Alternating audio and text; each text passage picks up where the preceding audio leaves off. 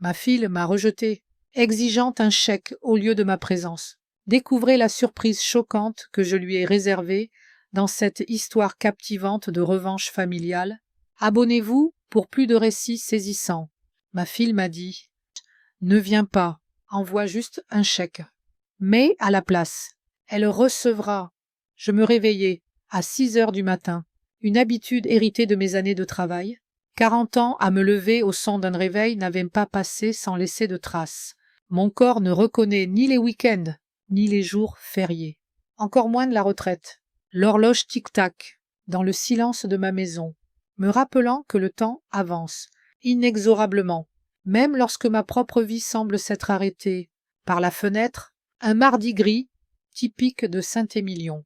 À cette période de l'année, un ciel morne, une pluie légère et un vent paresseux faisant bruisser les feuilles mortes sur le trottoir. Je n'avais nulle part où me précipiter. Ma vie s'était transformée en un rituel tranquille de tâches quotidiennes qui m'aidait à ne pas sombrer dans la solitude. Après ma douche, je préparais le petit déjeuner, comme d'habitude, un porridge avec des raisins secs et un verre de jus d'orange. Puis, j'ouvris le journal du matin, que je préférais toujours aux nouvelles en ligne. Je commençais par la première page et terminais par la dernière, ne sautant aucune colonne. Nouvelles locales, événements mondiaux, prévisions météo, annoncés de maisons que je n'achèterai jamais, recettes de plats que je ne cuisinerai jamais. Je m'attardais toujours sur les avis de décès. Beaucoup de noms m'étaient familiers. Saint-Émilion est une petite ville, et en 65 ans à vivre ici, j'avais rencontré tant de gens.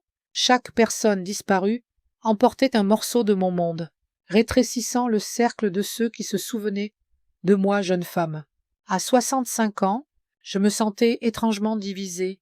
Mon corps se manifestait par des articulations grinçantes et des rides qui se multipliaient chaque année. Mais à l'intérieur, j'étais toujours la même Élisabeth, qui dansait jusqu'à l'aube aux fêtes et rêvait d'une grande famille. Mon esprit restait vif, et mes facultés d'observation s'étaient renforcées avec l'âge. Seulement, maintenant, j'avais rarement l'occasion de partager mes observations avec quelqu'un d'intéressé. Je m'assis à la table de la cuisine, remuant distraitement mon thé d'avenant refroidi, et jetant un œil à mon téléphone. Le dernier message de Claire datait de 3 semaines. Pour mon anniversaire, un bref, joyeux anniversaire, maman, sans point d'exclamation, sans question sur comment j'allais, ou comment je comptais célébrer, sans proposition de passer pour dîner, ou même d'appeler. Antoine, mon fils, avait téléphoné et j'en étais reconnaissante, mais la conversation avait duré moins de 5 minutes. Il se précipitait à une réunion importante. Je ne leur avais pas dit, à lui ou à Claire, que j'avais dressé la table pour 3, que j'avais préparé ma tarte aux myrtilles, qu'ils aimaient tant enfants, que j'avais acheté une bouteille de bon vin, pas pour moi, mais pour eux. La tarte était restée presque intacte, sauf pour la part que je m'étais forcée à manger lors du dîner dans la salle à manger vide. Le lendemain, je l'avais emportée au parc et donnée aux canards, les regardant s'en emparer avec avidité. Au moins, les canards ne cachaient pas leur plaisir de ma présence. Mon téléphone vibra, me tirant de ma rêverie. Je ne le pris pas tout de suite. Ces derniers temps, la plupart des appels et messages venaient de démarcheurs, proposant des remèdes miracles contre la vieillesse ou des prêts avantageux pour les plus de 60 ans, mais c'était un message de Claire, et mon cœur se serra instinctivement. Ne viens pas, envoie-moi juste un chèque. J'y relousse le court texte plusieurs fois, n'en croyant pas mes yeux. Pas de salutation, pas d'explication. Elle n'avait même pas précisé le montant, comme si je devais deviner combien elle voulait. Cette fois, après 3 semaines de silence complet, une boule monta dans ma gorge. Je posai le téléphone face cachée et allai à la fenêtre, essayant de me calmer. En face de ma maison vivait une jeune famille. Avec 3 enfants, les garçons couraient sur la pelouse, lançant des avions en papier. Malgré la pluie fine, leur père s'affairait dans le garage, et leur mère sortit sur le porche, avec une tasse fumante, probablement pour apporter un café à son mari. Une famille ordinaire. comme tant d'autres. Autrefois, je pensais que la mienne serait ainsi. Jean-Pierre et moi rêvions d'une grande maison, pleine d'enfants, et de petits-enfants, de fêtes bruyantes, et de dîners dominicaux tranquilles. Mais Jean-Pierre partit trop tôt.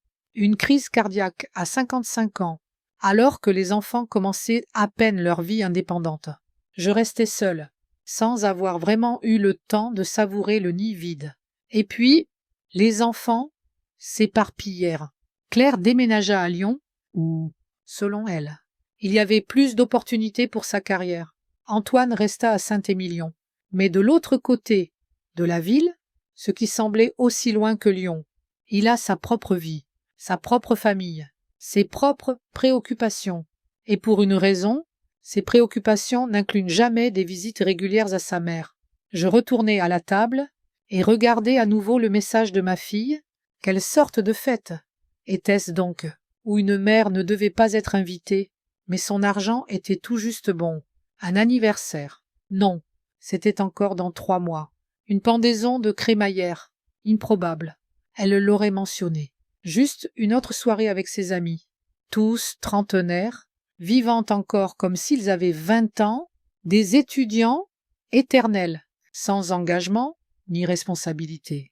Claire avait toujours été ainsi, brillante, bruyante, en quête d'attention. À l'école, elle était la star du club de théâtre. À l'université, l'âme des fêtes. Maintenant, elle est une sorte de directrice créative dans une agence de publicité. Je ne comprends toujours pas vraiment ce qu'elle fait, malgré ses longues explications, mais chaque fois qu'elle appelait ou écrivait, ces dernières années, cela s'accompagnait d'une demande d'argent. D'abord pour un acompte sur un appartement, puis pour un nouvel ordinateur portable pour le travail, ensuite pour un traitement dentaire. Je n'ai jamais refusé. Comment aurais-je pu? C'est ma fille, ma chair et mon sang. Je voulais qu'elle ait tout ce que je n'avais pas à son âge. Mais chaque fois, sa demande devenait plus exigeante et sa gratitude plus rare. Antoine était différent, calme, responsable, mais tout aussi distant. Il demandait rarement de l'aide. Fier de son indépendance, sa femme, Sophie, semblait préférer que je n'existe pas. Autrefois, j'avais essayé d'être amie avec elle, mais elle était polie, mais distante. Maintenant, nous échangions des politesses lors de nos rares rencontres, comme des voisins qui se connaissaient à peine.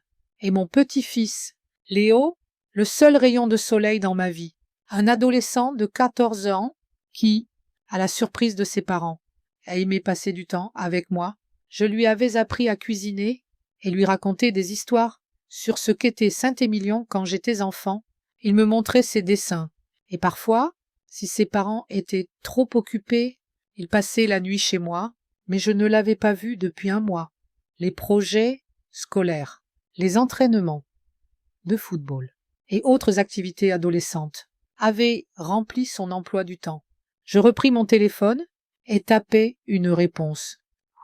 Bonjour, Claire. Pourquoi as-tu besoin de cet argent? La réponse arriva presque instantanément, comme si elle attendait près du téléphone. Nous organisons une fête avec mes collègues pour célébrer une promotion. J'ai besoin de 1500 €. Pas même un, s'il te plaît. Pas même une question, juste une affirmation. J'ai besoin de 1500 €, ce qui signifie que je dois les lui donner. J'exhalai lentement, essayant de calmer le tremblement soudain dans mes mains.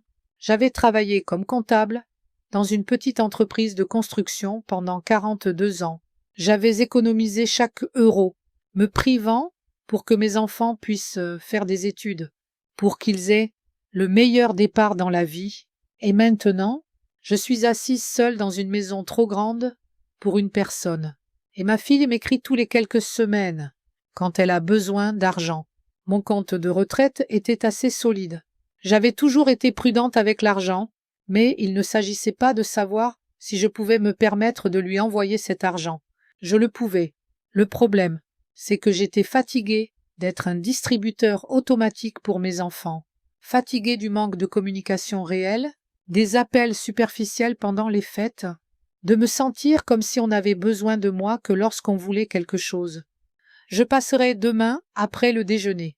Nous parlerons, écrivis-je en réponse, et l'envoyai avant de pouvoir changer d'avis. Cette fois, la réponse tarda. J'eus le temps de laver une tasse, d'essuyer la table, et même d'arroser les violettes africaines sur le rebord de la fenêtre.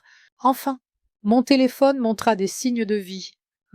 Ne viens pas, maman. Je suis très occupée à préparer. Transfère juste l'argent. D'accord. J'ai senti quelque chose se briser en moi. Que ne viens pas. Elle ne voulait pas me voir.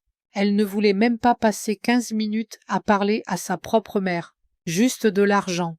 Rien d'autre. Dehors. La pluie s'intensifia. Les garçons du jardin voisin avaient déjà couru chez eux. Et maintenant, la rue semblait encore plus déserte et grise. Je regardais mon reflet dans la fenêtre. Cheveux gris, relevés et non chignon soigné, rides autour des yeux et de la bouche, apparus en souriant, mais creusés par la solitude. Jean-Pierre disait toujours que j'étais trop douce avec les enfants. Ils te marcheront dessus. Élisabeth, crois-moi, répétait-il quand je les laissais s'en tirer avec une bêtise ou céder à leur dernier caprice. Peut-être avaient-ils raison, peut-être avais-je si peur de perdre leur amour que je ne leur avais pas appris le respect. J'ouvris le tiroir du bureau et sortis un vieil album photo à la couverture en cuir usé. Sur la première page, notre photo de mariage. J'étais jeune, pourtant une robe blanche simple que j'avais cousue moi-même, et Jean-Pierre, un costume emprunté à son frère aîné. Nous paraissions si heureux, si pleins d'espoir. Les pages suivantes contenaient des photos de notre petite famille. Claire dans son berceau, les premiers pas d'Antoine, un pique-nique au bord de la Dordogne, des spectacles scolaires, des remises de diplômes, puis des photos plus tardives, de moins en moins, de nous ensemble, de plus en plus des enfants seuls ou de moi seul, et ensuite des pages vierges. Nous avions cessé de prendre des photos ensemble. Quand cela était-il arrivé?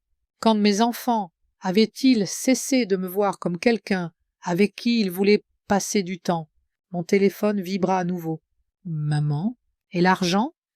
Je fermai l'album et le remis dans le tiroir. Le sentiment de ressentiment et d'amertume laissa peu à peu place à autre chose, de la détermination. J'avais vécu assez longtemps pour savoir que si rien ne change, rien ne changera. Il était temps de secouer ma précieuse fille, de lui montrer que son comportement était inacceptable, et peut-être de la faire réfléchir à notre relation. Je n'enverrai pas de chèque, je ne transférerai pas l'argent. À la place, je préparerai un cadeau spécial pour elle, quelque chose qui la fera s'arrêter et réfléchir, quelque chose qui lui rappellera qui nous sommes vraiment l'une pour l'autre, et peut-être nous aidera à repartir de zéro. Pour la première fois depuis longtemps, je sentis une vague d'énergie. Un plan commença à se former dans ma tête, et plus j'y pensais, plus cela semblait juste. Je n'allais pas me venger de ma fille, je voulais la récupérer. Et si cela signifiait lui donner une petite leçon, eh bien, qu'il en soit ainsi. Je t'enverrai ce dont tu as besoin, écrivis-je en réponse, et c'était la vérité. Le lendemain matin, je me réveillai l'esprit clair, et avec un plan précis. L'idée m'était venue en rêve. Cela m'était déjà arrivé lorsque je travaillais sur des rapports comptables complexes. Mon cerveau continuait à travailler même lorsque mon corps se reposait. Le grenier était rempli de dizaines de boîtes, contenant des choses que je n'avais jamais pu me résoudre à jeter. Albums, photos, dessins d'enfants, cahiers scolaires, cartes de vœux, toutes les preuves matérielles de notre histoire familiale. Je gravis l'escalier étroit, essayant de ne pas prêter attention à la douleur dans mes genoux. Le grenier m'accueillit avec un air poussiéreux, et une lumière tamisée filtrant par une petite fenêtre. La première chose que je trouvai fut une grande boîte en carton, assez grande, pour contenir tout ce dont j'avais besoin, mais pas trop encombrante pour ne pas éveiller les soupçons. Puis je commençai à examiner méthodiquement le contenu des boîtes poussiéreuses et des conteneurs, cherchant des objets qui pourraient raconter l'histoire de notre famille, une histoire que Claire semblait avoir oubliée, une album photo, à la couverture en cuir usé, à là, au fond de la boîte. Il contenait des photographies couvrant près de 30 ans, de notre mariage avec Jean-Pierre, au dernier Noël que nous avions célébré ensemble, 5 ans avant sa mort. En feuilletant les pages, je m'arrêtai sur une photo de Claire, à 4 ans, assise sur les épaules de son père, souriant largement, avec son sourire édenté, ses cheveux roux comme les miens, quand j'étais jeune, brillante sous le soleil d'été. Elle a toujours été la fille à son papa, murmurai-je, retirant soigneusement la photo de l'album. Je la mettrai de côté pour que Claire la voie en premier, à côté de l'album. Je plaçai une pile de cartes de vœux que les enfants m'avaient envoyées pour mes anniversaires et les fêtes. Autrefois, ils choisissaient les cartes avec grand soin, ajoutant souvent de longs messages manuscrits. Maintenant, s'ils s'en souvenaient, ils se limitaient à des cartes achetées avec des phrases clichés et une courte signature. Puis, je sortis une petite boîte en bois contenant des trésors spéciaux, la première dent de lait de Claire, une mèche de cheveux d'Antoine, de sa première coupe, des bracelets d'amitié que les enfants avaient tressés pour moi au camp d'été, et des dessins d'enfants, avec des inscriptions maladroites disant « Je t'aime, maman ». Soudain, je me souvins du jour où Claire, à 6 ans, avait cassé le vase préféré de Jean-Pierre. Elle avait si peur qu'elle s'était cachée dans le placard et refusait de sortir. Je l'avais trouvée là, tremblante et pleurante, et l'avais convaincue que l'amour de ses parents était plus fort que n'importe quel vase cassé. Où était passée cette petite fille si effrayée de nous décevoir? Je rangeai la boîte et passai à une autre, contenant des documents, bulletins scolaires, diplomes, certificats de naissance. Là, je trouvais ce que je cherchais, un dossier avec des factures médicales. Il y a 3 ans, on m'avait diagnostiqué une maladie cardiaque. Rien de critique, mais cela nécessitait un suivi régulier et des médicaments coûteux. L'assurance ne couvrait qu'une partie des frais. J'avais commencé à économiser pour le traitement. Et lorsque la somme devint significative, Claire suggéra de l'investir par l'intermédiaire d'un ami à elle, qui travaillait dans la finance. « C'est totalement sûr, maman, m'avait-elle assuré. Tu récupéreras 20% de plus dans 6 mois au plus tard. » J'avais accepté, faisant confiance à son assurance. 6 mois plus tard, je n'avais vu aucun argent. Claire expliqua le retard par une crise économique et des problèmes de paperasse. 2 mois plus tard, elle admit à contre-cœur que son ami s'était révélé être un escroc et avait disparu avec l'argent de nombreux clients confiants. Je n'avais pas fait de scène. J'avais simplement recommencé à économiser, me privant de tout sauf du strict nécessaire, mais récemment, en triant les papiers de Claire, qu'elle avait accidentellement laissés lors de sa dernière visite. J'avais découvert la vérité, des documents avec sa signature, des reçus, des chèques. Tout indiquait qu'il n'y avait pas d'amis financiers. Claire avait dépensé mon argent pour une nouvelle voiture et des vacances à Nice avec son dernier petit ami. J'avais fait des copies de ces documents. Et maintenant, je les mis dans la boîte. Ce n'était pas un acte de vengeance, mais une tentative de faire affronter la vérité à ma fille. Nous ne pouvions pas avancer tant qu'elle n'admettait pas ce qu'elle avait fait. Un appel téléphonique soudain interrompit mes pensées. C'était Antoine. « Maman, comment vas-tu » Sa voix semblait un peu tendue, comme toujours quand il me parlait. « Tout va bien. Mon chéri, je triais juste des affaires au grenier. »« Tu ne devrais pas faire ça toute seule. Je peux venir t'aider ce week-end. »« Pas besoin, je me débrouille, » répondis-je, sachant que son offre était plus une politesse qu'un réel désir d'aider. Une pause s'installa, pendant laquelle je pouvais presque sentir qu'il cherchait les bons mots. « Maman, Claire m'a dit que tu ne voulais pas lui envoyer d'argent pour la fête. C'est à cause de ça. » Elle avait demandé à son frère de jouer les médiateurs, typique de Claire, utilisant toutes les ressources à sa disposition pour obtenir ce qu'elle voulait. « Ah, je n'ai pas dit que je ne voulais pas, dis-je. J'ai dit que je lui enverrais ce dont elle a besoin, mais pas de l'argent. » Sa voix, teintée d'une légère irritation. « Antoine, ta sœur a 30 ans. Elle gagne assez d'argent pour organiser une fête sans mon aide, Ce n'est pas la question. Elle était juste bouleversée que tu ne lui fasses pas confiance. Je faillis rire de l'absurdité de la situation. Ne pas lui faire confiance, après qu'elle m'avait escroqué de dizaines de milliers d'euros, mais il n'y avait pas de sens à discuter. Antoine prenait toujours le parti de sa sœur. Dis-lui que j'enverrai le paquet demain, dis-je, changeant de sujet. Comment vont Sophie et Léo? Bien, Sophie a eu une promotion à la banque. Elle travaille beaucoup. Léo est passionné par l'astronomie. Il observe toujours les étoiles dans le jardin. Ce serait merveilleux de le voir. Peut-être pourriez-vous venir dîner ce week-end. Ou notre pause.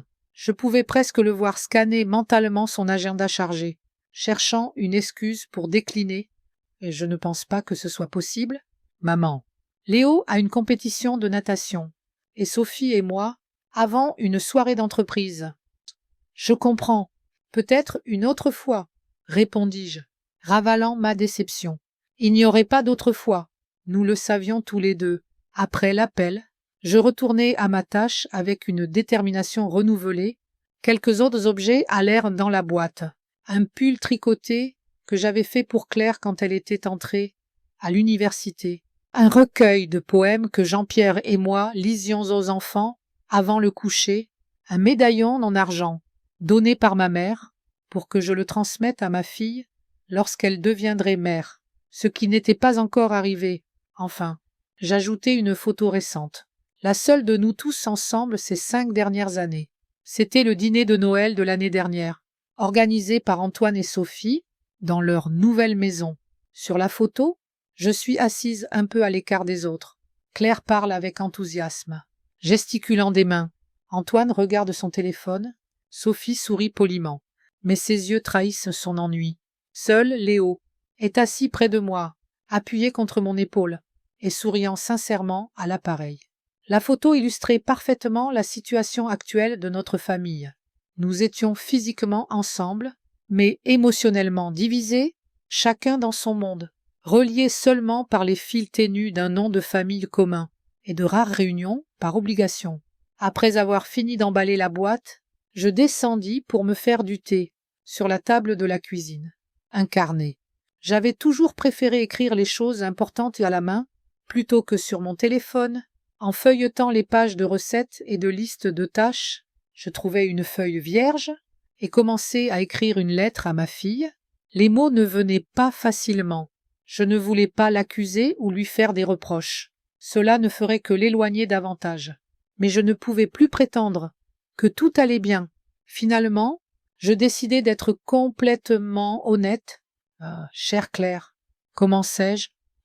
Au lieu d'un chèque, je t'envoie cette boîte. Elle contient des objets qui racontent l'histoire de notre famille, une histoire que je pense. Tu as oublié. Chaque objet ici a une signification et une importance. J'espère qu'ils t'aideront à te souvenir de qui nous sommes vraiment l'une pour l'autre. J'écrivis longtemps, m'arrêtant, relisant, barrante, et recommençant. C'était peut-être la lettre la plus importante de ma vie. Quand j'eus fini, je pliai les feuilles et plaçai l'enveloppe au-dessus des objets dans la boîte. Il était tard. Je décidai d'attendre le matin pour l'emballer, mais versant une verre de vin, une petite indulgence que je m'autorisais les jours particulièrement difficiles. Je m'installai dans un fauteuil près de la fenêtre. La pluie tombait doucement dehors, brouillant les lumières des maisons voisines. Comme la vie est étrange. Pensai-je. Nous élevons des enfants, investissant tout ce que nous avons. Temps, énergie, amour. Et puis ils partent. Et tout ce qu'on peut faire, c'est espérer qu'ils emportent, au moins quelques-unes, des valeurs qu'on a essayé de leur inculquer. Mon téléphone vibra à nouveau. Un message de Claire. Alors, l'argent. Maman, la fête. C'est vendredi. J'ai besoin de savoir pour sûr. Je ne répondis pas. Elle aurait sa réponse demain. Je finis mon vin et allai me coucher, me sentant étrangement soulagée, comme si j'avais ôté un fardeau porté trop longtemps. Le matin, je terminai d'emballer la boîte, l'enveloppant soigneusement dans du papier d'expédition et l'adressant à Claire. À Lyon, mais au lieu d'envoyer le paquet, Je décidai de le livrer moi-même. Cela prendrait toute la journée, 2 heures jusqu'à Lyon, et 2 pour revenir. Mais je sentais que je devais le faire en personne. Alors que je me préparais à partir, la sonnette retentit. Sur le seuil se tenait Sophie, la femme d'Antoine, ce qui était en soi inhabituel. « Bonjour, Élisabeth, dit-elle, sans tenter de m'enlacer, ni même de me serrer la main. Puis-je entrer ? Sophie était toujours impeccable, poule en cachemire pastel, perlée autour du cou, talence basse. Maintenant, elle portait un manteau gris clair et une écharpe en soie qui mettait en valeur sa peau de porcelaine. Et ses cheveux noirs, à 40 ans, elle en semblait 35, et travaillait dur pour maintenir cette illusion. Bien sûr, entre, dis-je, la laissant entrer, me demandant pourquoi elle était venue. Sophie entra dans le salon, jetant un rapide regard évaluateur sur les vieux meubles. Et le tapis usé, sa propre maison était décorée dans un style minimaliste à la mode. Beaucoup de blanc, de vert et de chrome. Antoine m'a dit que toi et Claire avaient un différend à propos d'argent, commença-t-elle, sans préambule. S'asseyant sur le bord du canapé, je ne dirais pas indifférent. J'ai juste décidé de ne pas lui envoyer d'argent cette fois. Pourquoi ? Sophie haussa un sourcil parfaitement épilé. Tu l'as toujours aidé avant. Peut-être que c'est le problème. Je l'ai trop soutenu, trop longtemps. Sophie inclina légèrement la tête, m'observant avec un nouvel intérêt. Pour être honnête, je suis surprise. Mais peut-être as-tu raison. Il est temps que Claire apprenne à vivre selon ses moyens. C'était inattendu. J'avais toujours supposé que Sophie désapprouvait moi et mes méthodes d'éducation, bien que, peut-être, son aversion pour Claire l'emportait sur celle qu'elle avait pour moi. J'allais justement lui apporter quelque chose, dis-je, désignant la boîte emballée près de la porte. À Lyon, seule, à ton âge. Sa voix était empreinte d'un doute non dissimulé sur mes capacités. Mais j'ai 65 ans, Sophie, pas 4, 27. Je peux conduire parfaitement. Elle haussa les épaules. Comme tu veux, je ne voudrais pas qu'Antoine doive quitter le travail s'il arrivait quelque chose.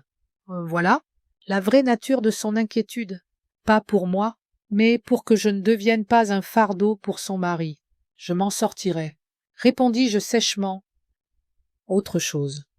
Sophie hésita, comme si elle pesait, si elle devait continuer. En fait, ah oui, Léo a demandé s'il pouvait rester chez toi le week-end prochain. Antoine et moi avons une conférence à Bordeaux. Donc, c'était ça. Elle avait besoin d'une baby-sitter gratuite. Bien sûr. J'adorerais avoir Léo, répondis-je sincèrement, décidant d'ignorer ses motivations. Après tout, cela me donnait une chance de passer du temps avec mon petit-fils. Super, dit Sophie, se levant et ajustant ses cheveux impeccables. Nous l'amènerons vendredi soir. Elle se dirigea vers la porte, mais s'arrêta au seuil. Qu'y a-t-il dans la boîte ? Des souvenirs, répondis-je simplement. Sophie haussa les épaules, clairement désintéressée par les détails. Bon voyage. Après son départ, je chargeai la boîte dans la voiture et pris la route. La route vers Lyon m'était familière. Je l'avais parcourue des dizaines de fois pour rendre visite à ma fille. Ces visites me laissaient généralement des sentiments mitigés. La joie de la voir et la tristesse de réaliser combien nous nous étions éloignés en conduisant. Je pensais souvent au passé, à la petite Claire, qui exigeait que je vérifie son placard pour des monstres avant qu'elle ne s'endorme. Comment elle pleurait sur mon épaule adolescente, pour son premier chagrin d'amour. Comment je l'aidais à faire ses valises pour l'université, cachant mes larmes de fierté et de tristesse. Qu'est-ce qui n'avait pas fonctionné? Quand avait-elle cessé de me voir comme une personne et commencé à me voir comme un distributeur automatique? Peut-être était-ce ma faute. J'avais trop donné, sans rien demander en retour. Ou peut-être était-ce juste une partie d'un tableau plus large, où les liens familiaux s'affaiblissent sous la pression de la vie moderne. La pluie s'intensifia alors que j'entrais dans les banlieues de Lyon. Les essuie-glaces peinaient à suivre les ruisseaux d'eau sur le pare-brise. Le système de navigation indiquait que l'appartement de Claire était à moins d'une demi-heure. Je ressentis une soudaine montée d'excitation, et si mon plan ne fonctionnait pas, et si cette boîte n'élargissait que l'écart entre nous.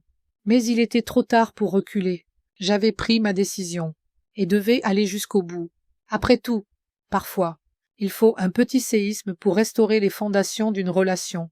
L'immeuble de Claire, résidence Lumière, était un complexe d'appartements modernes avec un parking souterrain et un concierge dans le hall, pas vraiment l'endroit pour élever des enfants, mais parfait pour une jeune femme célibataire construisant une carrière. Je me garai et pris la boîte à l'arrière, la protégeant de la pluie avec mon manteau dans le hall. Le concierge, un jeune homme avec une barbe soigneusement taillée, me regarda avec une curiosité polie. « Puis-je vous aider ? » « Je suis ici pour voir Claire Moreau. Appartement 312. Je suis sa mère. » Il vérifia quelque chose sur son ordinateur. « Mademoiselle Moreau n'est pas chez elle en ce moment. Souhaitez-vous laisser un message pour son retour ?» Ça. J'hésitais un peu. Une partie de moi voulait voir la réaction de ma fille au cadeau. Mais peut-être était-ce mieux ainsi. Elle aurait le temps d'examiner le contenu de la boîte seule, sans la pression de ma présence. « Oui. S'il vous plaît, c'est important. » « Ne vous inquiétez pas. Je m'assurerai qu'elle le reçoive, » m'assura le concierge. En prenant la boîte, je le remerciai, et sortis sous la pluie, ressentant un étrange mélange de soulagement et d'anxiété. L'acte était accompli. Maintenant, tout ce qu'il me restait à faire était d'attendre la réaction de Claire. La pluie tambourinait sur le toit de ma vieille Renault.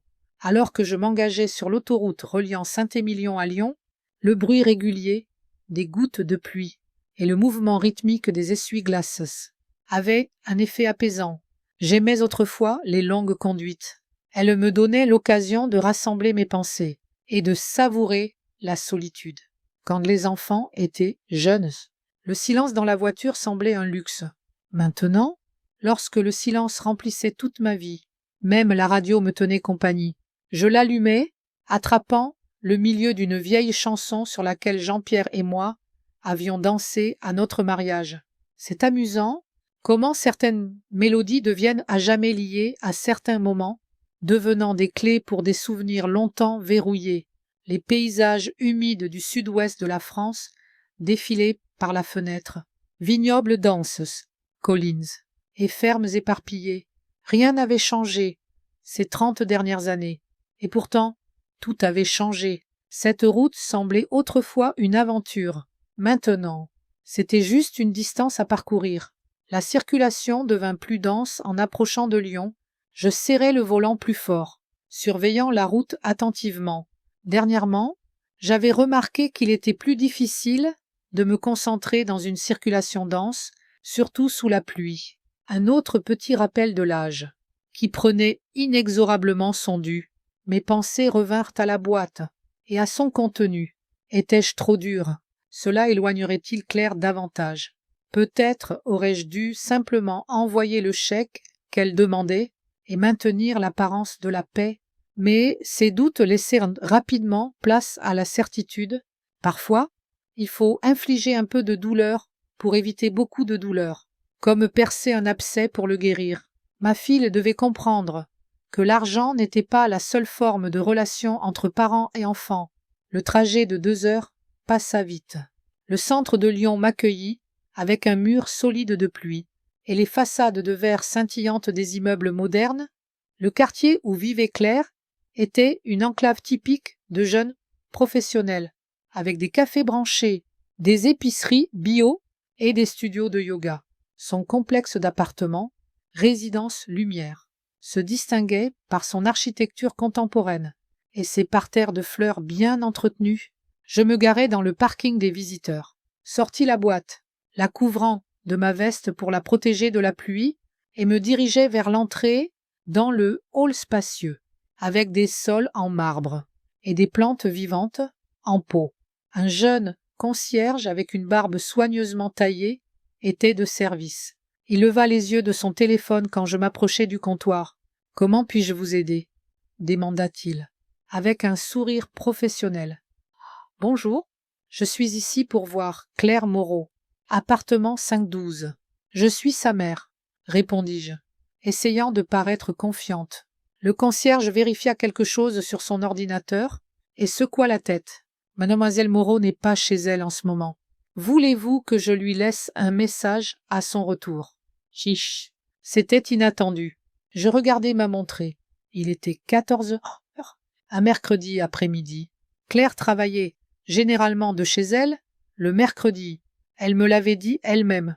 Peut-être son emploi du temps avait changé, ou peut-être avait-elle simplement menti sur son planning pour éviter mes visites. Puis-je laisser un paquet pour elle ? Demandai-je, désignant la boîte. Bien sûr, je m'assurerai qu'elle le reçoive, m'assura le concierge. Prenant la boîte. Êtes-vous sûr de ne pas vouloir attendre ? Mademoiselle Moreau revient généralement vers 18 heures. J'y réfléchis un instant. 4 heures d'attente dans un endroit inconnu, sous la pluie, sans garantie que Claire se présente vraiment à 18 heures. De plus, il serait peut-être plus facile pour elle d'ouvrir la boîte seule, sans la pression de ma présence. Enfin, non, merci. J'ai encore des choses à faire en ville. Mentis-je. Dites-lui simplement que sa mère est passée. Le concierge hocha la tête et nota quelque chose dans le registre. Certainement. En quittant l'immeuble, je ressentis un étrange sentiment de soulagement. Le premier pas avait été franchi, et il n'y avait pas de retour en arrière maintenant. Tout dépendait de la réaction de Claire. Peut-être m'inquiétais-je pour rien. Peut-être rirait-elle de ma sentimentalité. Jetterais les documents et oublierais tout cela. Mais au fond, j'espérais qu'au moins quelque chose dans cette boîte la ferait réfléchir. La pluie s'était un peu calmée, se transformant en une bruine légère. Je décidai de ne pas rentrer tout de suite et de me promener le long du Rhône. Même par ce temps, il y avait beaucoup de monde, joggeurs en imperméable coloré, touristes avec des parapluies, employés de bureau se pressant pour déjeuner. La vie bouillonnait autour de moi, me rappelant combien mon petit monde à Saint-Émilion était devenu silencieux et vide. Je trouvai un café, le café des Berges, donnant sur le fleuve. Commandai un thé et m'installai près de la fenêtre, observant les bateaux sur le Rhône. Lyon m'avait toujours semblé trop bruyante, trop rapide, trop jeune. Mais maintenant, je comprenais son attrait pour Claire, les possibilités infinies, l'anonymat, la liberté du passé. Jean-Pierre rêvait de voyager après la retraite. Nous faisions des listes des lieux à visiter et économisions pour le grand voyage. Sa mort soudaine mit fin à ses plans. Je n'avais jamais vu le Grand Canyon, Paris, Athènes, tous les endroits que nous étudions dans les guides les premières années après son départ. Je ne pouvais même pas penser à voyager. C'était trop douloureux d'imaginer seul des lieux où nous devions être ensemble. Et puis, le temps des aventures était passé. Je m'étais plongé dans la routine, dans l'entretien de la maison, dans les rares visites de mes enfants. Peut-être était-il temps de changer cela, de commencer un nouveau chapitre. Tant que j'avais encore la force et la santé finissant monter, je sortis. La pluie avait complètement cessé et des rayons de soleil perçaient les nuages. Je décidai de marcher encore un peu avant de rentrer. La ville était belle dans cette lumière spéciale après l'orage. Les rues humides scintillaient, les couleurs semblaient plus vives et l'air plus frais. En passant devant une librairie, je remarquai un livre sur les voyages pour les plus de 60 ans dans la vitrine. Cela semblait un signe. J'entrai et l'achetai, ressentant une légère excitation, comme si je commettais un petit acte de rébellion contre ma vie ordonnée. Quand je revins à ma voiture, il était environ 16 heures. Si je partais maintenant, je serais chez moi avant la nuit. Je devais m'arrêter au supermarché en chemin. Le réfrigérateur était vide et dîner seul était déjà assez triste. Sans un estomac vide, le grand supermarché Carrefour, de Saint-Émilion, était mon arrêt habituel. Je savais où tout se trouvait, rencontrais souvent des connaissances. Et la caissière Béatrice me demandait toujours comment j'allais. C'était une petite île de stabilité dans ma vie. J'avais presque fini mes courses quand j'entendis une voix familière. Grand-mère, c'est toi! Je me retournai et vis Léo, mon seul petit-fils, le fils d'Antoine et Sophie. À 14 ans, il était presque aussi grand que moi, mais son sourire enfantin et ses taches de rousseur rendaient son visage encore juvénile. Léo, quelle est surprise! Je ne pus contenir ma joie sincère. Que fais-tu ici tout seul? Je ne suis pas seul. Je suis avec maman, dit-il, désignant le rayon cosmétique. Elle traîne toujours là-bas. Je lui ai dit que j'allais voir les BD. Léo leva les yeux au ciel, d'une manière si typiquement adolescente que je ne pus m'empêcher de sourire. Malgré son âge, il trouvait toujours du temps pour sa vieille grand-mère, contrairement à son père, et à sa tante, pour qui je semble exister seulement quand ils ont besoin de moi. Je ne t'ai pas vu depuis une éternité. Comment va l'école? Toujours passionné par l'astronomie. Le visage de Léo s'illumina. Oui? Jenkins m'a donné un projet supplémentaire sur les constellations. C'est tellement cool. Grand-mère, je cartographie mes propres étoiles. Et il continua à parler de son projet, utilisant des termes que je comprenais à peine, mais son enthousiasme était contagieux. Je buvais ses paroles, savourant ce moment de proximité si rare dans ma vie. « Où étais-tu » demanda-t-il soudain, remarquant mon sac de voyage dans le panier. « En voyage? Je suis allé rendre visite à ta tante Claire, à Lyon, répondis-je, observant sa réaction. Léo fronça légèrement les sourcils. À cause de sa fête? Tu sais, pour la fête? Demanda-je, surprise. Ouais. Maman et papa en parlaient hier. Maman n'était pas contente. Léo baissa la voix, imitant le ton de Sophie. Bah, imagine, demander de l'argent à sa mère pour une fête, pour une promotion qu'elle n'a pas eue. Sam. Je me figeai.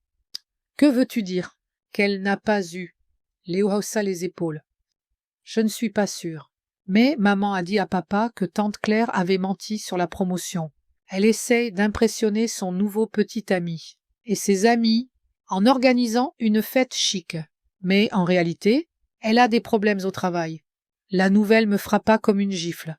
Donc Claire n'avait pas seulement demandé de l'argent pour une vantardise vide, mais elle avait aussi menti sur la raison, et je pensais que ses succès professionnels, au moins, étaient réels. Es-tu sûr d'avoir bien compris?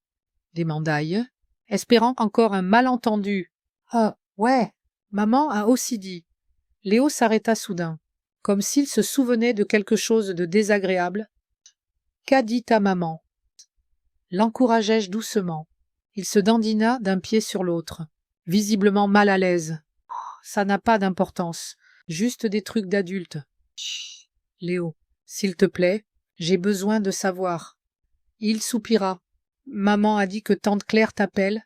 Eh bien, son distributeur automatique personnel. Que tu lui donnes toujours de l'argent si elle insiste assez. Papa s'est énervé et a dit que c'était irrespectueux. Mais ensuite, ils ont commencé à se disputer pour autre chose. Désolé. Grand-mère, je sentis le sang se retirer de mon visage. Distributeur automatique personnel. C'est ainsi que ma propre fille me voyait. Pas comme une mère qui l'avait toujours soutenue, pas comme une personne avec des sentiments et une vie propre, juste une source de financement pour ses caprices. Hey, ça va. Demanda Léo. Une cuillette? Remarquant ma réaction. Je me forçai à sourire. Oui, mon chéri, juste un peu fatigué du voyage. Léo, te voilà. La voix aiguë de Sophie retentit. Elle avançait rapidement vers nous, portant plusieurs sacs du rayon cosmétique. Je t'avais dit de m'attendre à la caisse. Désolé, maman. J'ai croisé grand-mère. Bonjour, Sophie. Interrompis-je, ne le laissant pas expliquer. Sophie sembla légèrement agacée par cette rencontre imprévue. Élisabeth, je ne savais pas que tu étais en ville aujourd'hui. Antoine m'a dit que tu étais à Lyon. Je suis de retour, répondis-je, Laconiquement. J'ai apporté à Claire un petit cadeau. Quelque chose passa dans les yeux de Sophie. Curiosité, inquiétude. Mais elle retrouva rapidement son expression neutre. J'espère que la route s'est bien passée. Il pleut depuis une semaine, dit-elle, essayant clairement de diriger la conversation vers un terrain sûr. Ça allait. Léo me parlait de son projet d'astronomie. On dirait un scientifique en devenir. Le visage de Sophie s'adoucit un peu à la mention de son fils. Oui, il observe toujours les étoiles dans le jardin. Antoine lui a aménagé un petit coin pour son télescope. C'est génial. Il est important d'encourager ce genre d'intérêt. Une pause gênante s'installa entre nous. Léo nous regarda, sa mère et moi, sentant la tension. Il faut y aller, dit enfin Sophie. Ravie de t'avoir vue, Elisabeth. N'oublie pas, nous amenons Léo vendredi soir. J'ai hâte, répondis-je sincèrement, souriant à mon petit-fils. Au revoir, grand-mère. Je ramènerai mon télescope pour te montrer les étoiles, s'exclama Léo. Avant que Sophie ne le tire vers la caisse, je l'ai regardé partir, digérant les informations reçues de mon petit-fils. Donc Claire avait menti sur la promotion. Elle avait menti sur la raison de la fête, et dans mon dos, elle m'avait appelé son distributeur automatique personnel. Chacune de ces révélations était douloureuse, mais ensemble, elles formaient un tableau que j'avais refusé de voir trop longtemps. Finissant mes courses, je marchais lentement vers ma voiture, réfléchissant à ce que j'avais appris. Une partie de moi voulait appeler Claire immédiatement et exiger une explication. Une autre partie savait que c'était inutile. Elle se défilerait, comme toujours. Il valait mieux attendre sa réaction à la boîte. Peut-être que confronter les preuves physiques de sa tromperie la ferait réfléchir à 2 fois. Le retour sembla plus long que d'habitude. J'allumai la radio, mais ne pouvais me concentrer sur la musique ou les nouvelles. Mes pensées revenaient aux mots de Léo et à la boîte laissée à Lyon.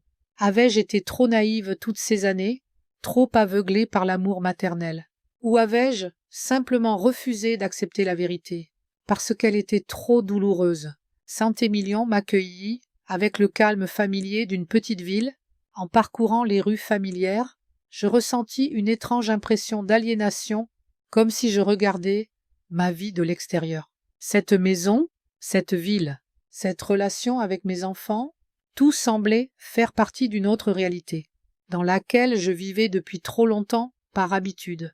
Il était soir, quand je me garai près de ma maison, sortant les courses du coffre. Je m'arrêtai un instant, regardant les fenêtres sombres. Personne ne m'attendait à l'intérieur. Personne ne demanderait comment s'était passé mon voyage.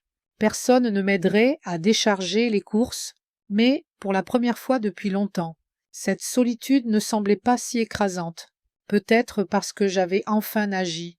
Au lieu d'attendre l'attention de mes enfants, peut-être parce que rencontrer Léo m'avait rappelé qu'il y avait encore des moments lumineux dans ma vie, ou peut-être parce que quelque part à Lyon, Claire recevrait bientôt ma boîte et notre relation ne serait plus jamais la même. Pour le meilleur ou pour le pire, j'ouvris la porte et entrai dans la maison. Allumant l'interrupteur, une autre nuit d'attente m'attendait, avant de découvrir comment ma fille réagirait à mon cadeau inhabituel. Le lendemain matin, je fus réveillé par la sonnerie du téléphone. Il était 6h30. Trop tôt pour un appel normal, mon cœur se serra. La seule fois où quelqu'un appelait à cette heure, c'était pour annoncer une mauvaise nouvelle. Allô, marmonnai-je. Encore endormi. Qu'est-ce que ça veut dire? La voix de Claire était tendue. Je sus immédiatement qu'elle avait reçu la boîte. Ma somnolence disparut instantanément, mais je me forçai à parler calmement. Bonjour, Claire. C'est bon d'entendre ta voix. Ne me parle pas comme ça. Quel genre de bric-à-brac m'as-tu envoyé? Je m'assis dans le lit et pris une profonde inspiration. Donc c'est ainsi qu'elle voyait nos reliques familiales et nos souvenirs, comme du bric-à-brac. Amniatabrac. Pas surprenant, mais tout de même blessant. Ce n'est pas du bric-à-brac, Claire. C'est notre histoire. Ton histoire. J'ai demandé de l'argent. Pas un voyage sentimental dans le passé. Pourquoi as-tu fait ça? Pour m'humilier? Je pouvais entendre des larmes dans sa voix, pas des larmes de remords ou de compréhension, mais des larmes de colère et d'orgueil blessé. Je fermai les yeux, essayant de l'imaginer, probablement assise parmi les photos et les lettres éparpillées sur le sol, tenant les documents qui prouvaient sa tromperie. Je ne voulais pas t'humilier, ma chérie, je voulais que tu te souviennes de qui nous sommes l'une pour l'autre, que nous ne sommes pas juste une source d'argent et sa destinataire. Tu as fouillé dans mes affaires. Ces documents, tu n'avais pas le droit. Donc, elle était arrivée à la partie de la boîte où se trouvaient les preuves de ses mensonges sur l'argent pour mon traitement, les papiers que j'avais trouvés par hasard dans son sac lors de sa dernière visite, reçus, facturez, relevés de cartes bancaires. Tout indiquait que l'argent, soi-disant investi par son ami financier, était en réalité allé pour une nouvelle voiture et des vacances à Nice. C'était mon argent, Claire. L'argent que j'avais économisé pour mon traitement, j'avais le droit de savoir où il était passé. Une courte pause, puis sa voix, plus basse. J'allais le rembourser, je le jure. J'avais juste besoin d'un peu de temps. 2 ans ont passé, ma chérie. Pendant ce temps, je n'ai entendu aucun mot de vérité, juste des histoires sur un financier véreux qui aurait disparu avec l'argent. Je ne pouvais pas te dire la vérité. Tu aurais été déçu de moi. La première touche de sincérité dans sa voix. Peut-être tout n'était pas perdu. Je ne suis pas déçu que tu aies dépensé l'argent, Claire. Je suis déçu que tu aies menti et que tu continues à mentir. Comme maintenant, il n'y a pas de promotion, n'est-ce pas? Et la fête n'est pas pour tes collègues. Une autre pause, plus longue. Je pouvais entendre sa respiration lourde à l'autre bout du fil. Qui te l'a dit? Demanda-t-elle enfin. C'est vrai. Ah, qui te l'a dit? Répéta-t-elle avec insistance. Peu importe. Ce qui compte, c'est que tu m'as encore menti. J'entendis un froissement de papier, comme si elle fouillait dans le contenu de la boîte. Je n'arrive pas à croire que tu aies gardé toutes ces vieilles choses, mon pull d'université. Sérieusement. Une tentative de changer de sujet, typique de Claire, évitant les conversations inconfortables. J'ai gardé tout ce qui concerne toi et ton frère, toutes les traces de votre enfance, tous les moments mémorables, parce qu'ils sont précieux pour moi, Claire, tout comme toi.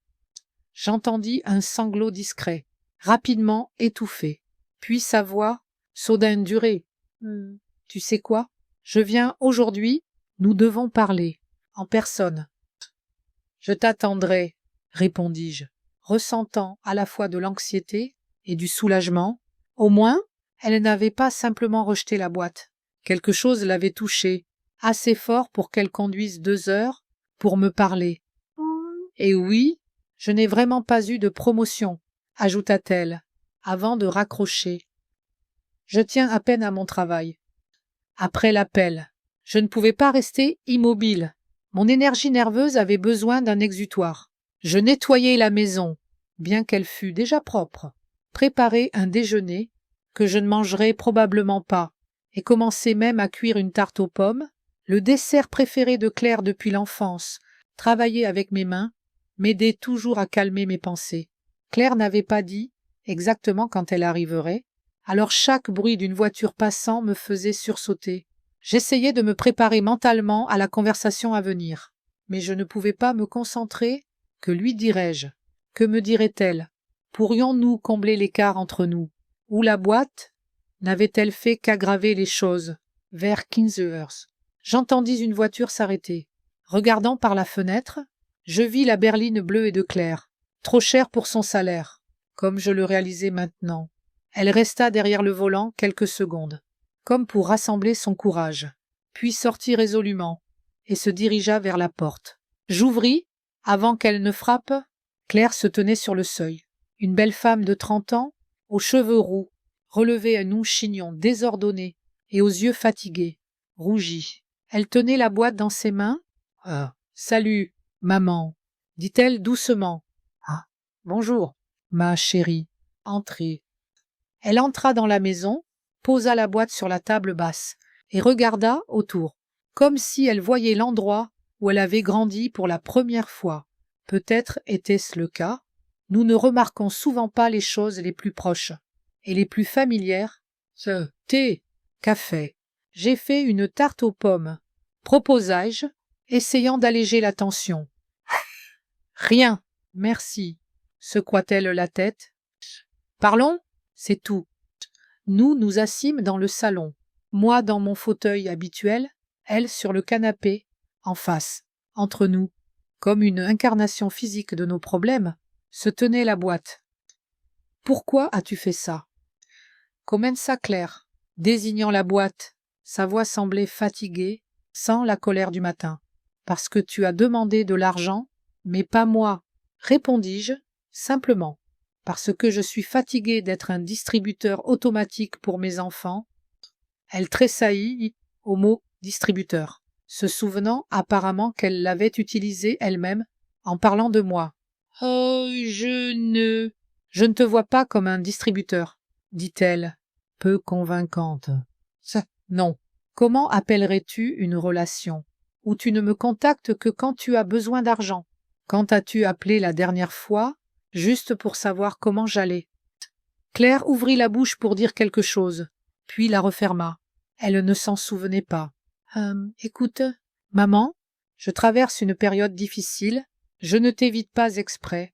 C'est juste le travail, le stress, ma vie personnelle. J'ai une vie aussi, Claire, et elle ne consiste pas à attendre que mes enfants daignent se souvenir que j'existe.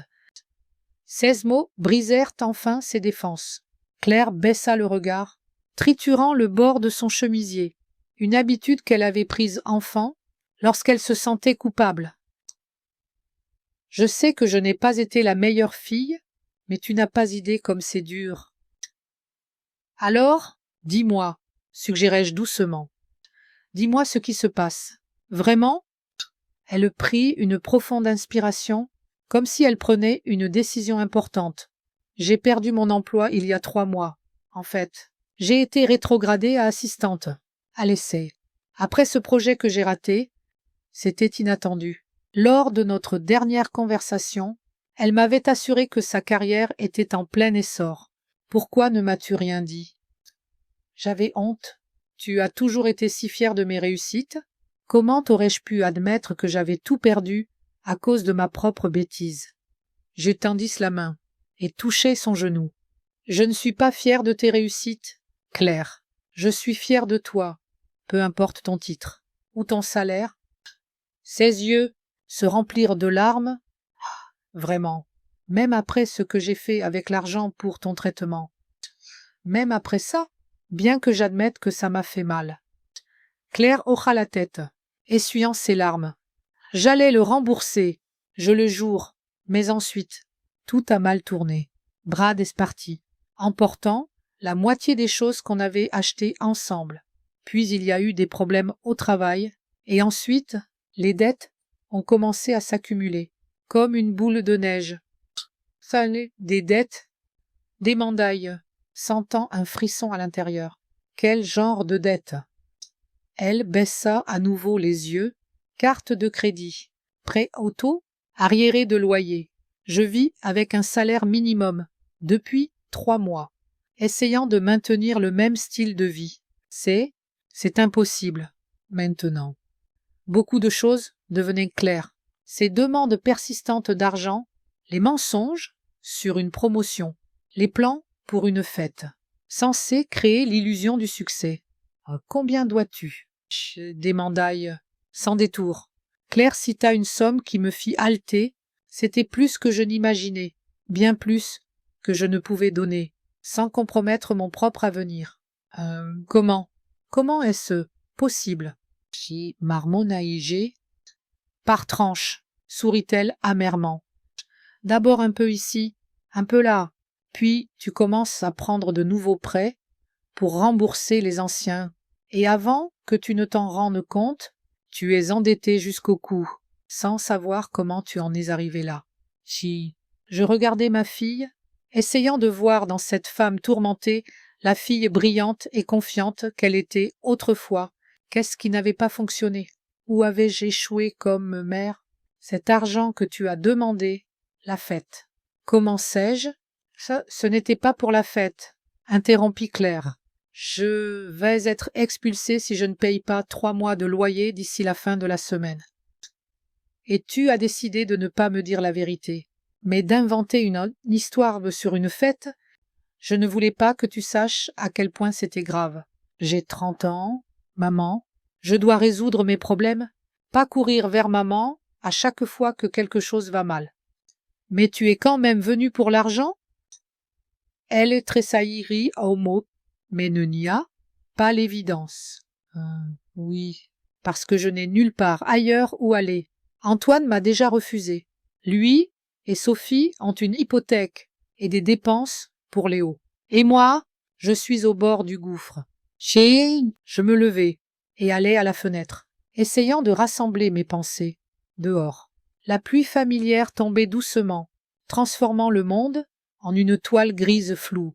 C'était si semblable à notre situation. Tout ce qui semblait clair et compréhensible avait été déformé par des mensonges et des demi-vérités. Tu aurais dû me dire la vérité, Claire, dès le début. Quelle différence cela aurait-il fait? Tu n'aurais pas pu me donner autant d'argent, de toute façon. Ce n'est pas une question d'argent, c'est une question de confiance, de respect, du fait que les relations entre parents et enfants doivent reposer sur plus que du soutien financier. Je retournai à mon fauteuil et m'assis à nouveau, regardant ma fille droit dans les yeux. Je ne peux pas te donner autant d'argent, Claire, mais je peux t'aider à trouver une issue. Quelle issue? La faillite. Revenir vivre ici. Sa voix était amère. Si tu en as besoin, oui, tu peux toujours revenir à la maison. Mais d'abord, nous devons comprendre ce qui a conduit à cette situation. Pourquoi vis-tu au-dessus de tes moyens? Pourquoi caches-tu tes problèmes? Au lieu de les résoudre? Claire resta silencieuse, mais je voyais que mes mots avaient touché une corde sensible, derrière le masque de ressentiment et d'agressivité défensive. Je vis le visage d'une femme effrayée, qui avait perdu le contrôle de sa vie. « J'ai peur, maman, » murmura-t-elle enfin. « J'ai peur que tout le monde découvre quel échec je suis vraiment, que derrière cette façade de femme de carrière, il y a une petite fille confuse, effrayée, qui n'a aucune idée de ce qu'elle fait. » Ces mots me brisèrent le cœur. Je m'approchai du canapé, à côté d'elle, et passai mes bras autour de ses épaules. Elle ne résista pas, mais ne se rapprocha pas non plus, comme si elle avait oublié comment faire. « Tu n'es pas un échec, ma chérie, tu es juste une personne qui fait des erreurs, comme nous tous. Mais mes erreurs t'ont coûté l'argent pour ton traitement. Et maintenant, je reviens demander de l'aide, alors que je m'étais promis de ne plus jamais le faire. » J'ai tourné doucement son visage vers moi. « Écoute-moi, Claire, je t'aiderai avec le loyer, pas la totalité, mais assez pour gagner du temps. Et ensuite, nous trouverons comment résoudre le reste de tes problèmes, ensemble, mais je veux que tu me promettes une chose. » Quoi? Plus de mensonges, plus de secrets.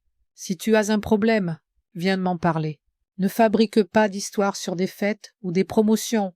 Je suis ta mère, pas un investisseur, qu'il faut impressionner avec des rapports de succès inexistants. Claire hocha la tête, et pour la première fois depuis longtemps, je vis de la sincérité dans ses yeux. « Je vais essayer, » dit-elle doucement. « Et encore une chose, ajoutai-je, tu dois apprendre à vivre selon tes moyens. Plus de vêtements de marque, de vacances que tu ne peux pas te permettre, de restaurants hors budget. La réalité, Claire, il est temps de l'affronter de front. » Elle soupira. « Oh, je sais, c'est juste, c'est dur. Tous mes amis, mon cercle social, tout est construit autour d'un certain style de vie. Si je deviens soudain normal, que restera-t-il de moi? Il restera toi, la vraie toi, intelligente, créative, forte. N'est-ce pas assez? Claire ne répondit pas, mais je voyais qu'elle réfléchissait à ce que j'avais dit. Nous restâmes assises en silence. Alors qu'il faisait de plus en plus sombre dehors, enfin, elle prit ma main et la serra doucement. Merci de ne pas m'avoir tourné le dos. Maman, même après tout ce que j'ai fait, je ne te tournerai jamais le dos, ma chérie, quoi qu'il arrive. Nous parlâmes longtemps ce soir-là, plus ouvertement que depuis des années. Claire me raconta ses peurs et ses échecs, comment elle avait essayé de maintenir l'illusion du succès en dépensant de l'argent qu'elle n'avait pas. Elle parla de la solitude et du besoin de reconnaissance, qui l'avait poussée à des décisions financières de plus en plus risquées. J'écoutais sans juger, mais sans excuser non plus.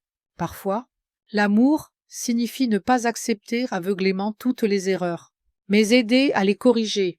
Et en ce moment, ma fille avait besoin de ce genre d'amour, ferme, guidant, mais inconditionnel. Quand vint l'heure du dîner, nous dressâmes la table ensemble. Pour la première fois depuis de nombreuses années, la tarte aux pommes que j'avais préparée devint un dessert symbolique de réconciliation. Tout n'était pas encore résolu.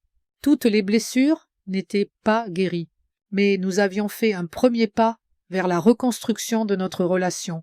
Après le dîner, Claire revint à la boîte. Elle sortit soigneusement les dessins d'enfants, les cahiers scolaires, les photographies. Maintenant, elle les regardait avec des yeux différents, non pas avec l'irritation d'un bric-à-brac sentimental, mais avec la réflexion tranquille de quelqu'un redécouvrant son passé. « J'avais oublié combien notre famille était heureuse, » dit-elle, regardant une photo de nous quatre. « Oui. Jean-Pierre, elle est... » et Antoine, debout, près de la Dordogne, souriant à l'appareil. « Nous pouvons être heureux à nouveau, Claire, différemment, mais pas moins sincèrement. » Elle hocha la tête, remettant soigneusement la photo dans la boîte. « Je veux essayer, maman, vraiment. » Quand elle fut prête à partir, il était déjà tard dans la nuit. Je proposai qu'elle reste, mais elle secoua la tête. Elle devait rentrer à Lyon pour le matin, afin de ne pas être en retard au travail. Je lui donnai un chèque, pas pour la totalité de ce qu'elle devait, mais assez pour couvrir ses besoins les plus pressants. Ce n'était pas juste un soutien financier, c'était un geste de confiance. Je croyais que cette fois, elle utiliserait l'argent pour ce à quoi il était destiné. À la porte, nous nous enlaçâmes, une étreinte réelle, serrée, comme celle que nous n'avions pas partagée depuis qu'elle était adolescente. « Ah, je t'aime, maman, » dit-elle doucement, « et je suis tellement désolée. »« Je t'aime aussi, ma chérie. Je t'ai toujours aimé, et je t'aimerai toujours. » J'y restai sur le porche, jusqu'à ce que sa voiture disparaisse au coin de la rue. Parler à Claire m'avait laissé émotionnellement épuisée, mais en même temps, je ressentais un étrange sentiment de soulagement, comme si un fardeau lourd, porté pendant des années, s'était un peu allégé. En rentrant dans la maison, je remarquai que Claire avait laissé une des photos sur la table, celle de la fillette rousse de 4 ans, assise sur les épaules de son père. Je pris la photo et contemplai le visage heureux de mon enfant. Peut-être était-ce la petite fille que j'avais cherchée toutes ces années, et peut-être, aujourd'hui, en avais-je aperçu une lueur dans les yeux d'une femme adulte qui avait enfin trouvé la force d'être honnête. 3 semaines s'étaient écoulées depuis la visite de Claire. Le soir, je m'assis dans mon fauteuil près de la fenêtre, triant des papiers et planifiant mes prochaines étapes. Ma conversation avec ma fille avait changé, non seulement notre relation, mais aussi moi, comme si une porte oubliée depuis longtemps s'était ouverte. Après le départ de Claire, j'avais beaucoup réfléchi à comment nous en étions arrivés là, où les proches deviennent presque des étrangers, et la communication se réduit à des demandes d'argent et des appels routiniers pendant les fêtes. J'étais arrivé à une conclusion décevante. J'étais aussi responsable de cela. Pendant des années, j'avais permis à mes enfants de me traiter comme un distributeur automatique et une baby-sitter gratuite, sans rien demander en retour. J'avais peur de leur rejet, peur de perdre même les miettes d'attention que je recevais. Et en conséquence, j'avais obtenu exactement ce que je craignais, une relation formelle, sans véritable proximité. Mais cela ne se reproduirait plus. La lettre devant moi était adressée à une agente immobilière. J'avais décidé de vendre la maison, trop grande pour une personne, trop pleine de souvenirs, qui ne me réchauffaient plus, mais rouvraient seulement de vieilles blessures. À la place, je prévoyais d'acheter un petit appartement au centre de Saint-Émilion, plus près de la bibliothèque et du parc, où je pourrais commencer un nouveau chapitre de ma vie. La décision n'était pas facile. 30 ans de ma vie avaient été passés dans cette maison. Mes enfants y avaient grandi. Jean-Pierre et moi y avions construit notre famille, et j'y avais pleuré sa disparition. Chaque pièce portait des histoires, heureuses et tristes, significatives et banales. Mais parfois, il faut lâcher le passé pour faire place à l'avenir. Une autre enveloppe contenait une lettre à la banque, avec des instructions pour restructurer mes économies. J'avais mis de côté une certaine somme pour aider Claire avec ses dettes. Pas tout, mais assez pour la sortir du trou le plus profond. Le reste fut divisé en plusieurs fonds. Un pour mes propres besoins, y compris les frais médicaux. Un pour les voyages, dont j'avais rêvé si longtemps. Et un petit fonds fiduciaire pour les études de Léo.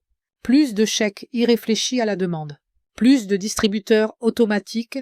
Mon soutien aurait désormais des limites claires et des objectifs précis. Ce n'était pas de l'avarice, mais un acte d'amour, un amour véritable, qui aide les gens à grandir, et non à préserver la dépendance. Mon téléphone vibra, interrompant mes pensées. C'était Antoine. « Maman, est-ce que vrai? Tu vends la maison ?» demanda-t-il, sans même saluer. Donc, l'agente immobilière l'avait déjà contacté. J'avais spécifiquement demandé d'informer mes enfants de la vente à venir, pour qu'ils entendent la nouvelle de moi, et non de connaissances fortuites. Bonjour, Antoine. Oui, c'est vrai. Mais pourquoi? Où vas-tu déménager? Tu ne peux pas juste vendre la maison? Il y avait une véritable indignation dans sa voix. Je me demandais ce qui l'avait le plus bouleversé, l'inquiétude pour moi ou l'anxiété de perdre son héritage. J'ai déjà trouvé un charmant appartement au centre. 2 chambres, un salon ensoleillé, un petit balcon pour mes fleurs. Et surtout, pas d'escalier, à mon âge. C'est important, mais c'est notre maison familiale. Tout ici est lié à papa. Ton père n'est pas dans ces murs, Antoine. Il est dans nos cœurs, dans nos souvenirs, et je ne vais pas passer le reste de ma vie à entretenir une maison que presque personne ne visite jamais. Une pause s'installa. Je pouvais entendre sa respiration lourde au téléphone. Est-ce à cause de Claire? À cause de ses dettes? Non, mon chéri, c'est à cause de moi.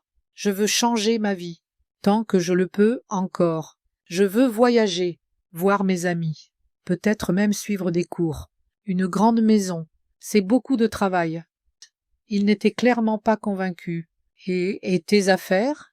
Il y a tant de choses ici.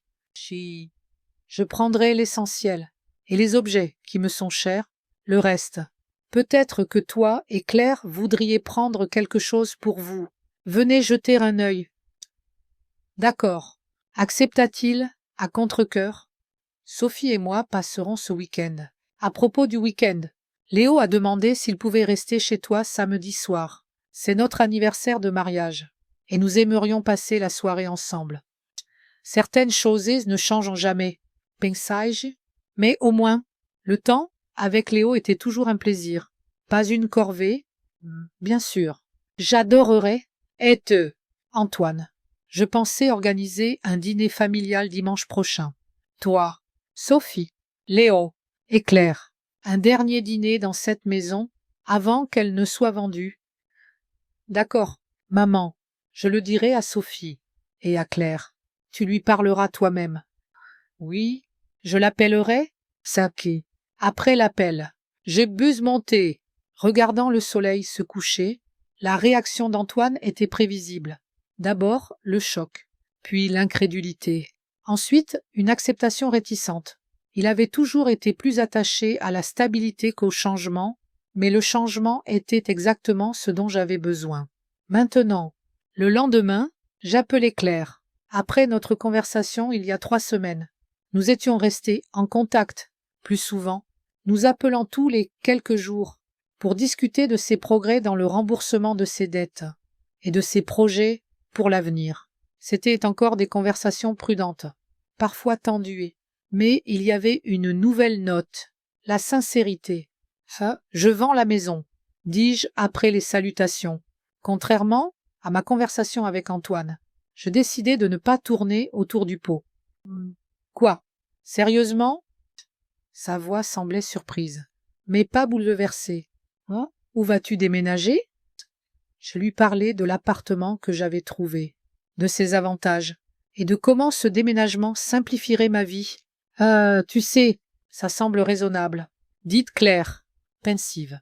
« Il est temps que tu penses à toi, et pas seulement à nous. » Cette admission, si simple, et pourtant si significative, me toucha profondément. Peut-être notre conversation difficile avait vraiment changé quelque chose. « Merci, ma chérie. Et une dernière chose. Je veux organiser un dîner familial dimanche prochain, le dernier dans cette maison. Peux-tu venir ? » Une courte pause. Oui, je pense que je peux. C'est important pour toi, n'est-ce que pas? Très, répondis-je simplement. Alors, je serai là, promit-elle.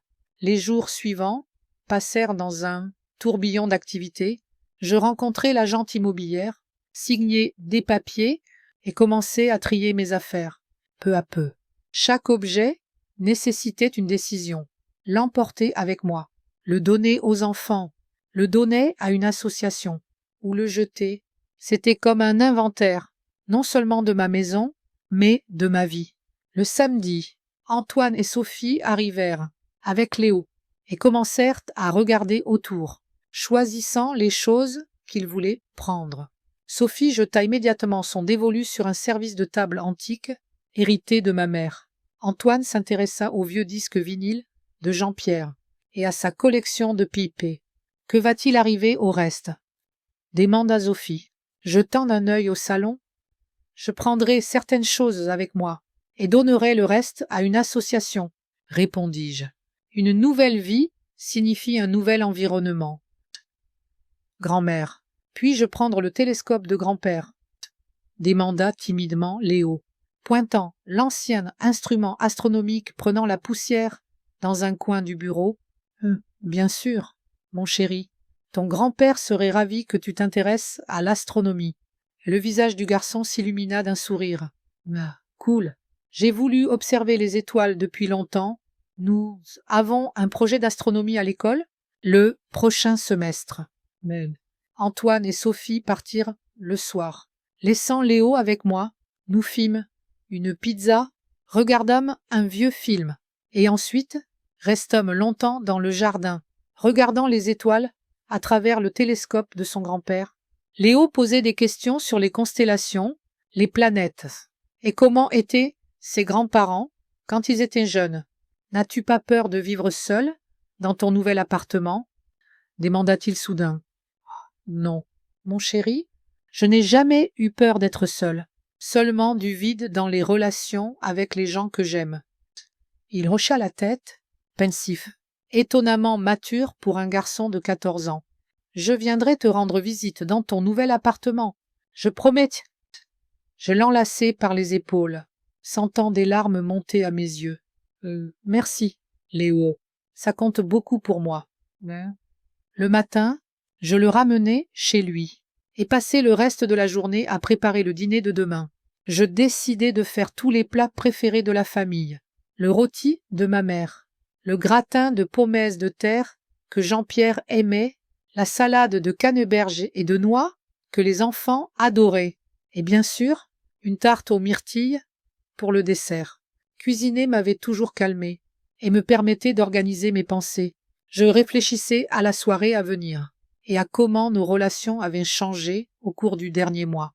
Claire était devenue plus ouverte et avait commencé à gérer ses dettes progressivement. Antoine, bien qu'inquiet de la vente de la maison, appeler plus souvent et s'intéresser à mes projets.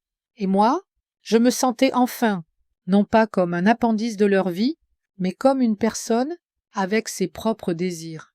Et ses droits, le dimanche s'ouvrit, clair et ensoleillé, comme si la nature elle-même bénissait mes nouveaux débuts. Je dressai la table dans la salle à manger que nous avions à peine utilisée ces dernières années.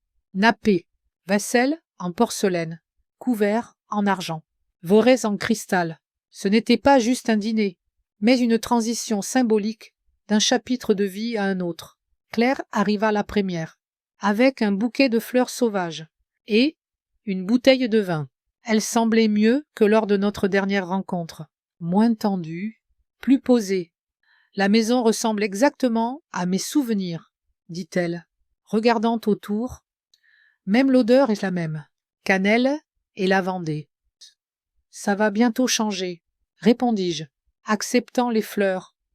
Dans 2 semaines, d'autres personnes vivront ici, avec leurs propres odeurs et leurs histoires. N'es-tu pas triste? Ah. Un peu, mais surtout, je me sens libérée. Elle hocha la tête, compréhensive, m'aidant à mettre les fleurs dans un vase. J'ai entamé une procédure de faillite, dit-elle soudain, et j'ai trouvé un appartement moins cher. Je déménage le mois prochain. C'est un grand pas, Claire. Je suis fière de toi. C'est dur, admit-elle, d'admettre mes erreurs, de repartir des zéros. Mais tu avais raison. Il est temps d'affronter la réalité de front. Antoine, Sophie et Léo arrivèrent une demi-heure plus tard. Sophie semblait impeccable, comme toujours, mais son sourire paraissait plus sincère que d'habitude.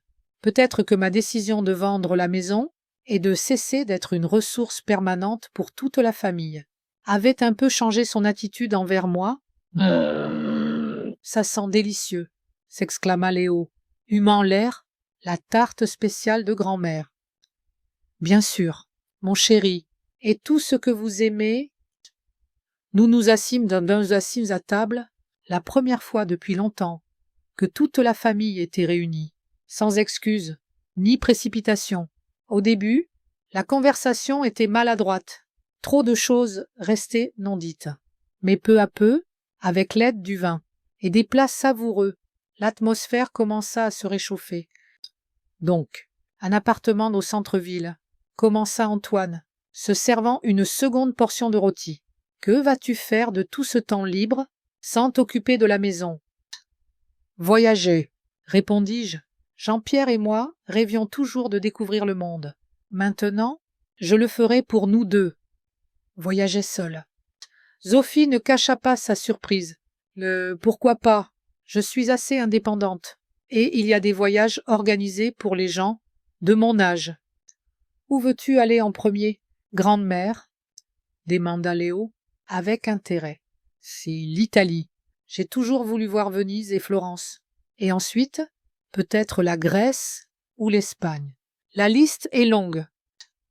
Ça semble incroyable, dit Claire, et j'entendis une admiration sincère dans sa voix. Tu le mérites. Maman, Sam. Ces mots simples firent fondre le dernier morceau de glace entre nous. Je souris à ma fille, sentant des larmes de gratitude monter à mes yeux. J'ai une suggestion, dit soudain Antoine. Organisons des dîners familiaux comme celui-ci, régulièrement, une fois par mois.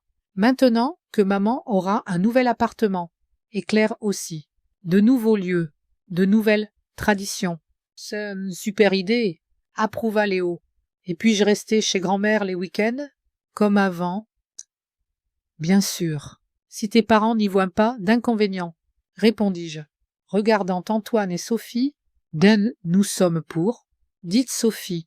De manière inattendue, Léo revient toujours de chez toi si inspiré. Tu as une bonne influence sur lui. C'était peut-être le commentaire le plus chaleureux que j'avais jamais entendu de ma belle-fille.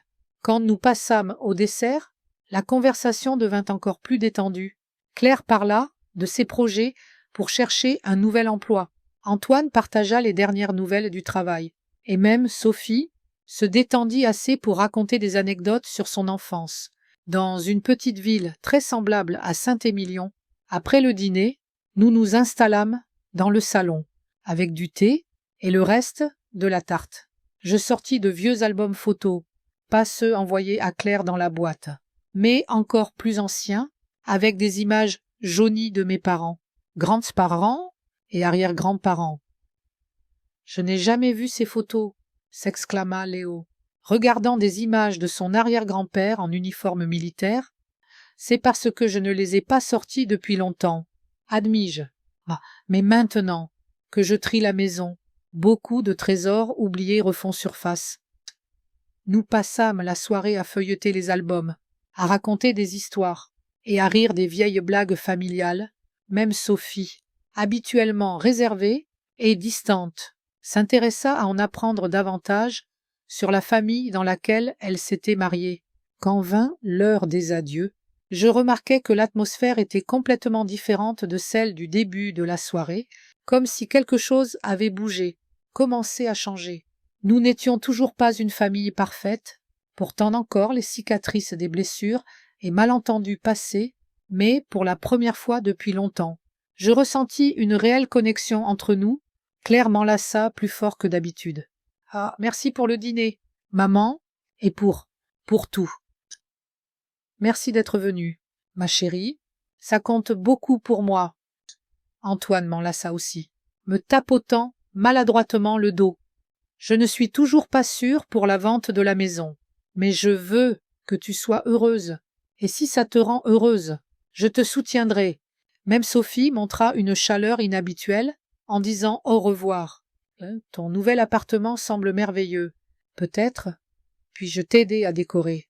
J'ai quelques idées pour les petits espaces. »« J'adorerais, répondis-je sincèrement. Ton goût me serait utile. » Léo fut le dernier à m'enlacer.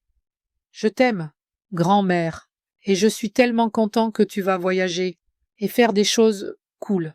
Tu mérites d'être heureuse. » « Merci, mon chéri, je t'aime aussi, plus que tu ne peux l'imaginer. » Quand tout le monde fut parti, je restai longtemps dans le salon, entouré de photographies et de souvenirs.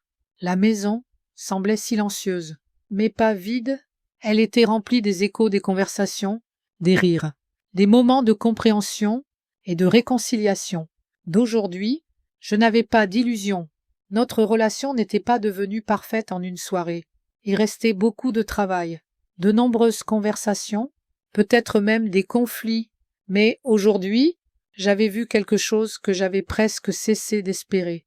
Des lueurs de véritable compréhension et de respect, vendre la maison, déménager dans un appartement, établir de nouvelles limites dans ma relation avec mes enfants, ce n'était pas seulement des décisions pratiques, c'était des pas vers une nouvelle vie où je ne serais pas seulement une mère et une grand-mère, mais aussi une femme avec ses propres rêves et projets, une femme qui avait enfin décidé de vivre pour elle-même, sans renoncer à sa connexion avec sa famille.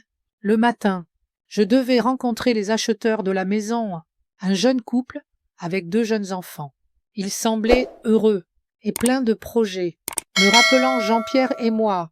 Il y a de nombreuses années, j'étais contente que la maison, qui portait tant d'histoires de notre famille, continuerait à être un lieu où de nouveaux souvenirs, de nouveaux liens et un nouvel amour seraient créés.